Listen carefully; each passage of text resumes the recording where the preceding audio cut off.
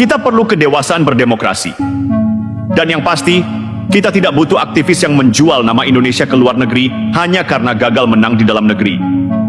Indonesia tidak membutuhkan pengemis legitimasi. Indonesia membutuhkan pembela kebenaran yang punya nyali, bukan nyinyir. Mari kita luruskan dulu, tidak ada satupun fakta hukum yang membuktikan ijazah Jokowi palsu. Yang ada hanya opini, spekulasi, narasi. Bahkan Mahkamah Konstitusi, Mahkamah Agung, Kepolisian, Kemendikbud, UI, UGM, hingga KPU, semuanya sudah bicara, sudah mengonfirmasi. Tapi bagi Tifa dan Roy Suryo, semua institusi ini dianggap bisa dibeli. Lucu, ketika logika mereka mentok, yang disalahkan justru semua lembaga negara. Jadi yang benar siapa? Mereka sendiri? Inilah mental elit kecewa yang merasa dirinya satu-satunya yang suci. Dan ketika tidak didengar, mereka naik level jadi martir palsu.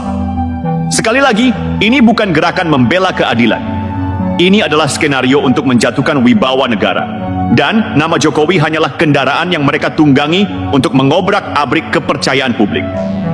Kita lihat apa yang mereka lakukan. Menuduh polisi sebagai alat kekuasaan. Menuding universitas sebagai bagian dari konspirasi. Menyebut pengadilan sebagai boneka.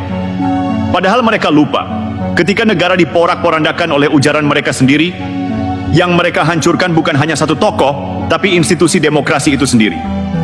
Roy Suryo yang kini mendadak jadi pakar dokumen, tiba-tiba ikut bersuara. Padahal rekam jejaknya sendiri penuh ironi.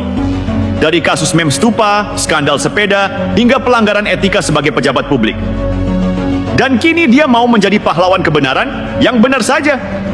Jangan ajari bangsa ini soal etika dari orang yang kesandung etika. Dan Tifa, saking hausnya atensi, ia bahkan meminta PBB turun tangan. Bayangkan, aktivis lokal mengemis pengawasan internasional untuk sebuah urusan ijazah yang sudah dibantah berkali-kali. Apa yang dia harapkan? Bahwa dunia akan menekan Indonesia? Bahwa negara ini akan hancur reputasinya hanya karena dia gagal move on dari masa lalu? Ini bukan hanya pengkhianatan terhadap bangsa, ini juga penghinaan terhadap kecerdasan rakyat. Mereka mengira rakyat Indonesia bisa dikibuli selamanya.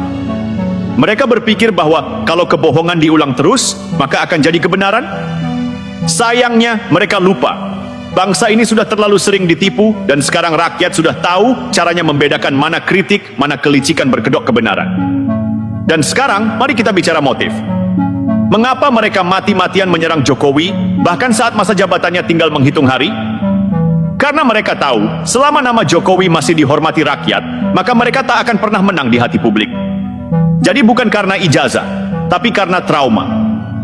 Trauma bahwa suara mereka tidak lagi punya daya. Inilah wajah asli mereka. Bukan penyelamat, tapi pecundang yang menyamar sebagai pahlawan. Bukan kritikus, tapi tukang sabotasi yang merasa dirinya sedang menyelamatkan bangsa, padahal sedang menodainya. Indonesia tidak dalam darurat internasional. Yang darurat adalah harga diri para penyebar hoaks yang terus tergerus karena rakyat sudah cerdas. Bangsa ini tidak sedang sekarat. Yang sekarat adalah reputasi para pemain drama yang tak laku di panggung demokrasi. Begini logikanya, orang kalah debat, kalah pemilu, kalah narasi, malah ngajak dunia luar buat intervensi urusan domestik. Memangnya kita ini negara koloni? Apa Tifa pikir Indonesia masih di bawah perwalian VOC atau company modern bernama Lembaga HAM Asing? Ini republik, Bung, negara berdaulat.